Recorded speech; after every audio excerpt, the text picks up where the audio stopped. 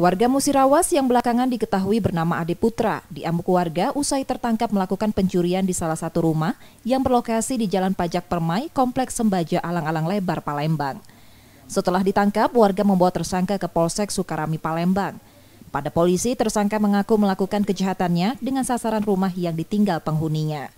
Sebelum ditangkap warga, tersangka sudah berhasil membawa satu televisi korban.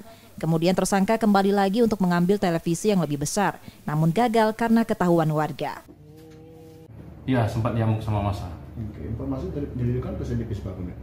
Informasi Residipis, kasus yang sama pernah ditahan di Lubuk Linggau sekitar 20 bulan menurut pengakuannya pada tahun 2021. Oke, ini rumah kosong ini berarti masih suasana liburan lebaran atau apa? Iya, rumah kosong masih suasana liburan lebaran.